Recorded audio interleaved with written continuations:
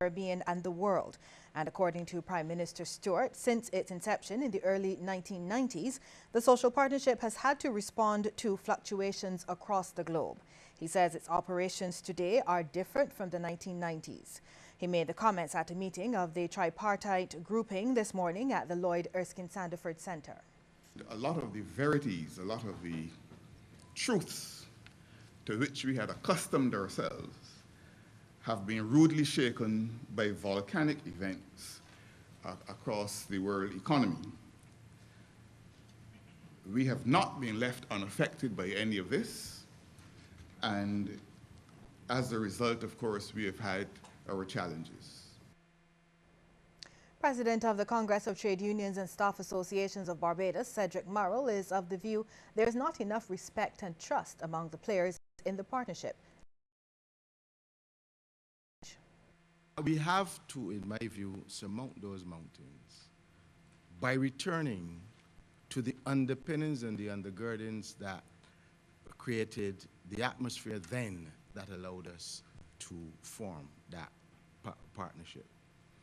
And there was a clear decision then to give up all sides some aspect of what we will term our rights for the good of the country. Meantime, Chairman of the Barbados Private Sector Association, Alex MacDonald, says there's a wealth of talent within the social partnership that can help Barbados to soar. The BPSA reaffirms its wish to be in the center of this resurgence, sleeves rolled up and working, well-informed, progressive, based on dialogue, respect, and trust.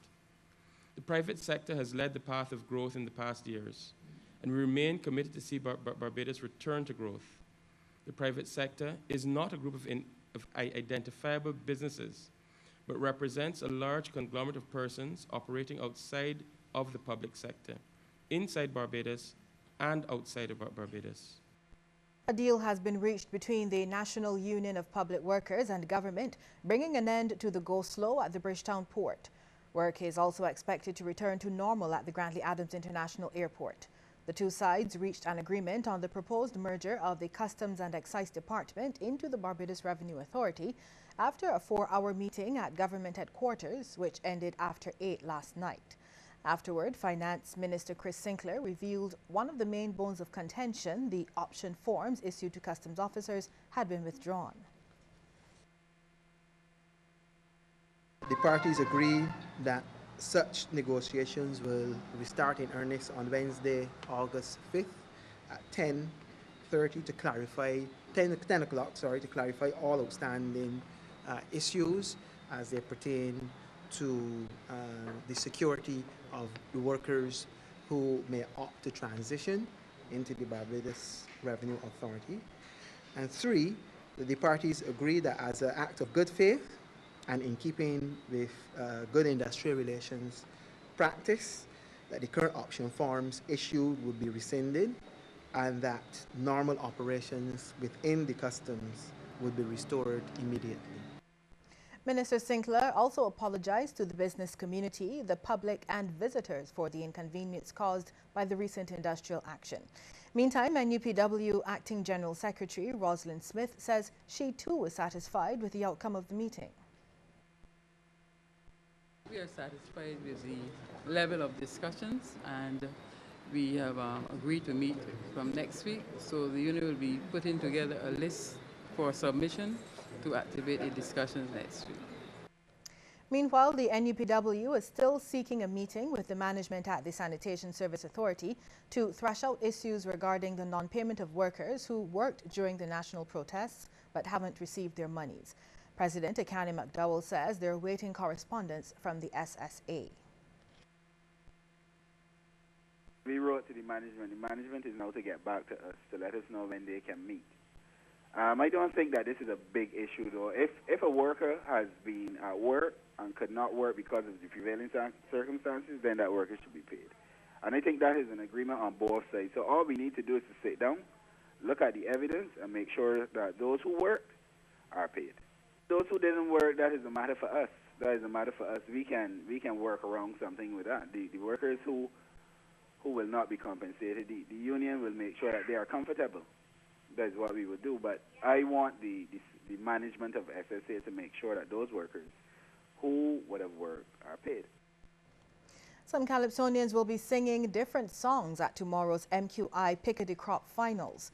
The NCF's corporate communications specialist, Simone Codrington, made the disclosure yesterday during a press conference at police headquarters.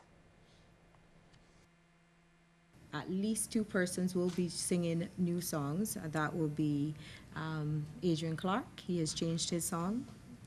And Biggie Irie has changed his song. And his song will be written by Gabby, or is written by Gabby. I believe Classic made a few changes to his lyrics. Revelers, you've been warned. Lawmen are cracking down on people who try to encroach on bands illegally during 4-day morning and the Grand Kadooment celebrations. Acting Assistant Superintendent Bruce Rowe spoke about the force's zero-tolerance approach to this type of behavior during yesterday's press conference. Under the Public Order Act, there's Section 27G and 27H, which deals with encroachment into bands. And we'll be enforcing these sections where, so long as that is seen or is reported to us, those persons, if apprehended, will be dealt with according to the law. And we also hear that lawmen are intensifying efforts to ensure public safety as crop over reaches its climax. Several major events are slated for the final days of the season, including the 4-day morning jam, the Pickety Crop Finals, Bridgetown Market, the One Love Concert, and Grand Kadooment. Acting Assistant Commissioner of Police, Euclid Thompson, says several initiatives are being used to ensure the law enforcement body is at optimal strength. The administration of the force thought it necessary to temporarily curtail leave of its officers during this demanding period in order to give full value to the events and to effectively respond to calls for service. Indeed, we would like to assure Barbadians that there will be no compromise to customer service at the various stations across the island. Apart from leave stoppage, the force will revert to the former day and night or 12-hour system in shifts to enable us to respond effectively and efficiently to carry out every aspect of our mandate. We'll have more news in just a moment, but first we want to get your take on this question. Do you believe the social partnership has served Barbados well? Text yes or no to short code 8111. We'll have the results at the end of the news. Have you got your tickets to the MQI Pickety Crop Calypso Monarch Finals? Well, if you miss it, you blame yourself, because on Saturday, August 1st from 8 p.m, Kensington Oval is going to rumble as finalists Donella, Hee-Haw, Adonijah, Classic, Biggie Irie, Crystal Cummins-Beckles, Colin Spencer, Eno Bong, Adrian Clark and Ian Webster go head-to-head for the richest Calypso crown. Also performing Devon Seal from Trinidad. Admission $60 for 3Ws early bird or $75 regular for the grounds, $45 early bird or regular for $55, and all other stands from all NCF box office and ticketpal.com or $60 at the door. The MQI Pickety Crop Finals, Saturday, August 1st at Kensington Oval. The brands of summer in store at My Cave Shepherd and Colombian Emeralds International. This summer, you can afford to indulge in all the brands you love. Get to My Cave Shepherd, the home of quality, authentic, affordable brands, and CEI for exquisite quality and exceptional value. Reward yourself with affordable treats all summer long and be fabulous in your circle of friends. Get your brands. Enjoy your summer. £2 million a day, that's what Barbados throws away. We have found a better way at SPRC. 1,000 tons or more delivered daily to our door. That's what we are here for at SPRC. The Sustainable Barbados Recycling Center has reduced the amount of waste to landfills by 70% by separating, recycling, and by creating organic garden soils and mulches that return valuable biomass to Barbados' soil. Taking what is thrown away, helping build a brighter day, a future that's sustainable. We know it's attainable. 2 million pounds a day, that's what Barbados throws away. We have found a better way at SPRC. 2 million pounds a day, that's what Barbados throws away. We have found a better way at SPRC. SPRC. The festival is in full swing and MCTV's offer is amazing. Watch Soca Royale and Pick of the Crop finals via MCTV pay-per-view for only $50 each. Both events will be shown on MCTV channel 115 and in HD on channel 118.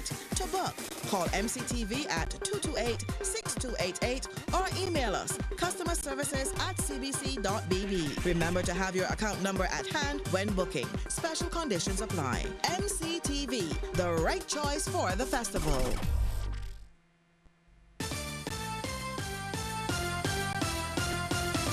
A close call for 4 Christchurch men injured in a 2-car smash-up on the ABC Highway in the wee hours of the morning.